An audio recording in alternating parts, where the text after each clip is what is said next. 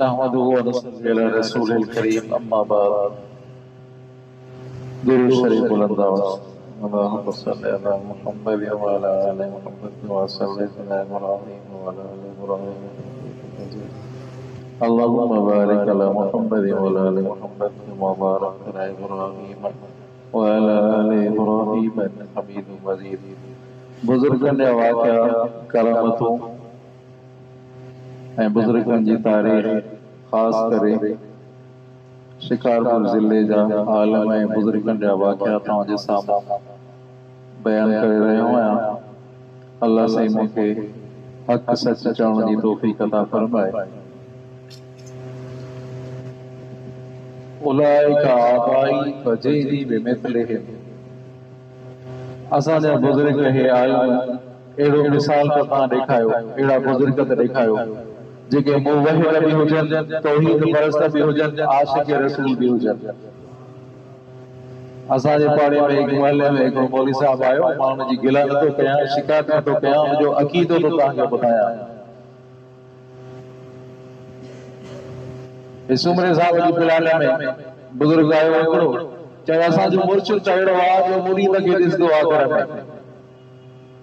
असांजो मुर्शिद अहिड़ो आहे जो मुरीद खे ॾिसंदो आहे, जाते जो मुरीद हुजे त उनखे ॾिसंदो आहे, मुरीद खे ॾिसंदो आहे।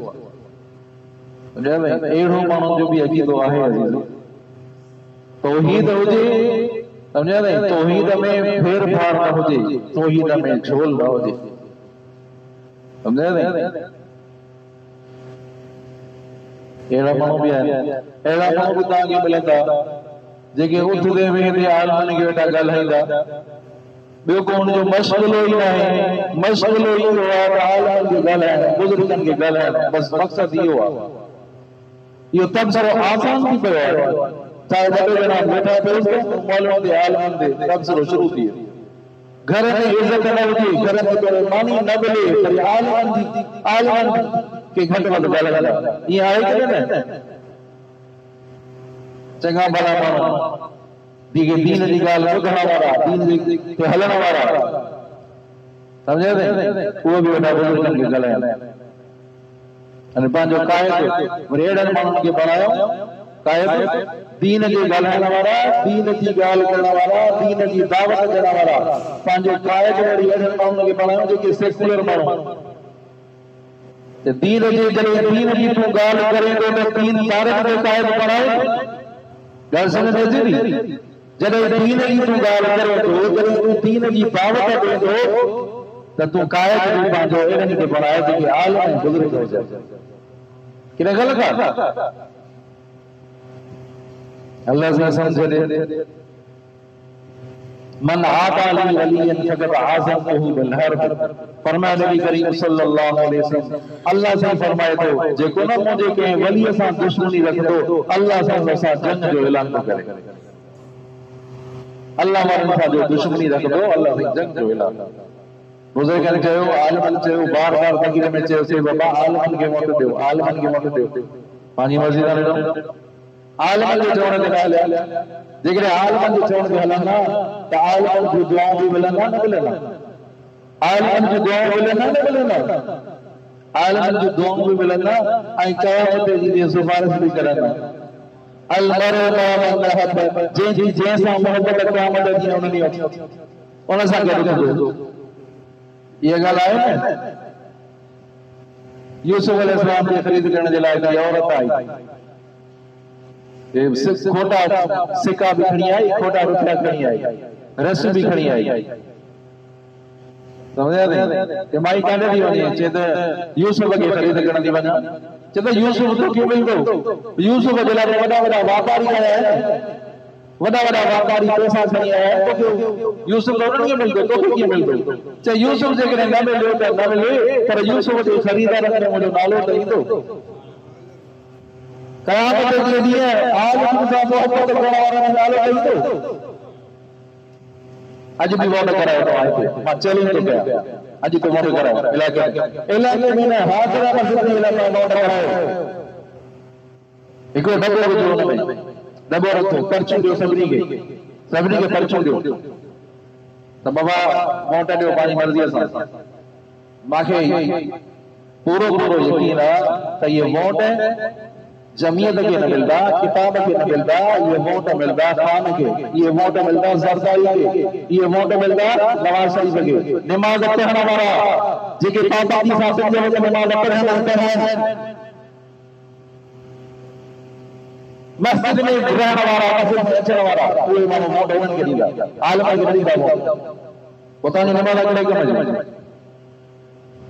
नमाज करे के मजे ताजी नमाज जने पांजो कायद कमानन के बाद बनायो जेके सुख सेकुलर क़िस्म जा माण्हू ॿुधायो त इसराइल के खिलाफ पैलेस्टीन की हिमायत में पीपल्स पार्टी वारा निकता बाहर, नवाज लीग वारा निकता, नून लीग वारा, इमरान खान वारा निकता बाहर, निकता केर चौने आलिम निकता, चौने सुभान अल्लाह, आलिम निकता, जालिमन के खिलाफ आवाज बुलंद करने वाला ये आलिम है।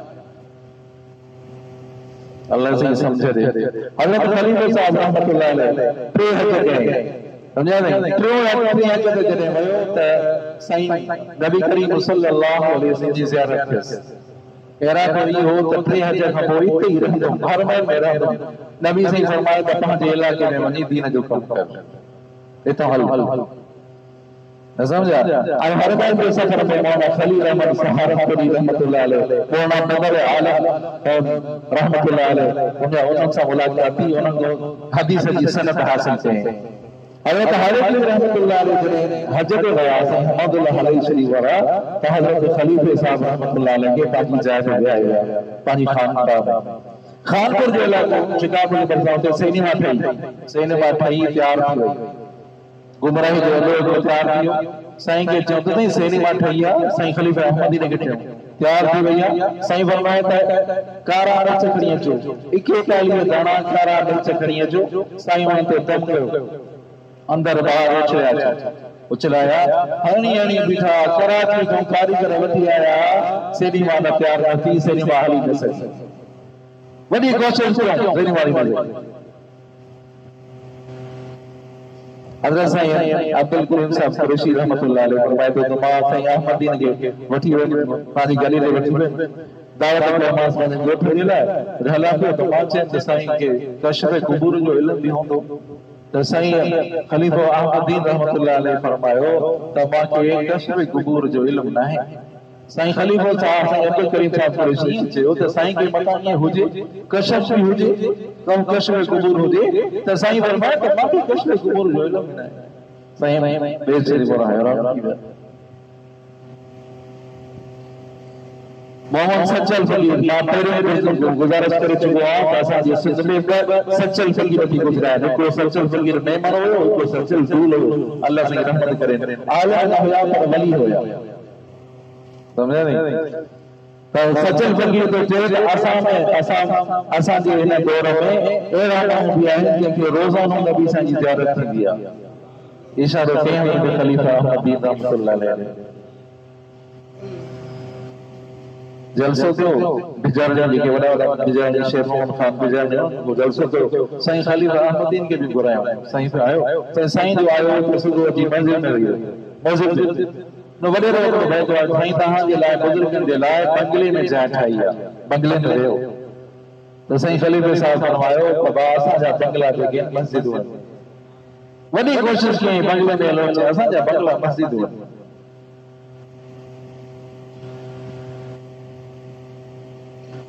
समझा नहीं। साईं खलीफा अहमदीन के बड़े वरी चलल कयो, समझा नहीं।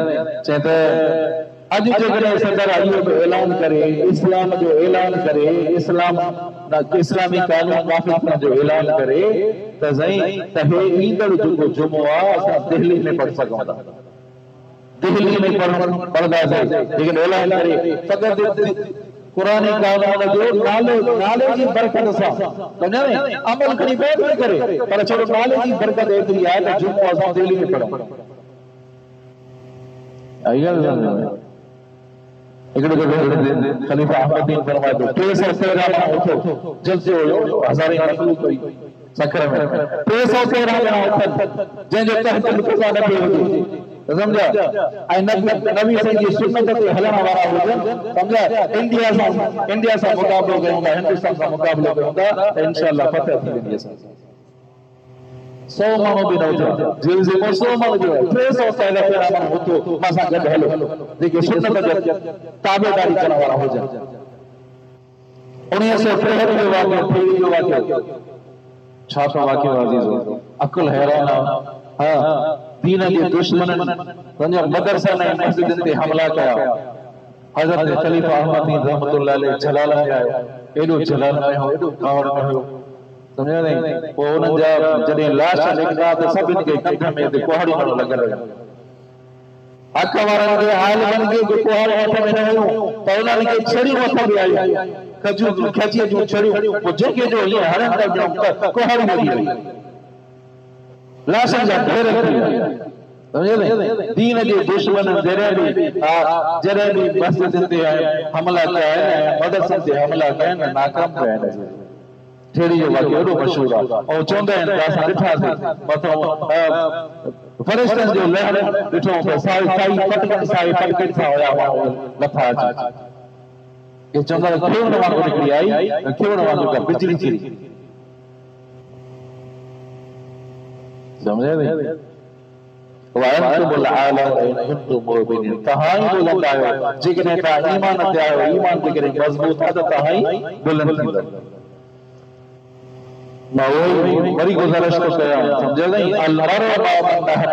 जंहिंसां मोहबत क़यामत खे ॾींहुं उन सां उथंदो ऐं इहा ॻाल्हि बि यादि रखी छॾियो मन आताली वलियन फ़क़त आज़मतहु बिल हर्ब मुंहिंजो कंहिं वलीअ सां कंहिं अल्लाह जे वलीअ सां को दुश्मनी रखे थो अल्लाह सां जंग जो ऐलान थो करे इंसान ग़फ़लत थी वेंदी आहे इंसान सम्झा नहीं कंहिं घटि वधि आलिमनि खे ॻाल्हायो आहे बुज़ुर्गनि खे घटि वधि ॻाल्हायो आहे त तौबा पाए वठनि समझा नहीं माण्हुनि खे अपील थो कयां हथ ॿधी अपील थो कयां जंहिं बुज़ुर्गनि खे जंहिं आलिमनि खे जंहिं ॻाल्हायो आहे समझा नहीं तव्हांजे ईमान में कैंची न विझो तव्हांजी आख़िरत खे सम्झो त आख़िरत चङी थिए जेकॾहिं आख़िरत सम्झो था त असांजी आख़िरत चङी थिए त पोइ आलिमनि सां मोहबत कयो बुज़ुर्गनि सां मोहबत कयो दीन वारनि सां मोहबत कयो त इंशाअल्लाह दुनिया बि असांजी सही थींदी ऐं आख़िरत में बि असांजो अंजाम सुठो थींदो दुआ अल्लाह तबारक व तआला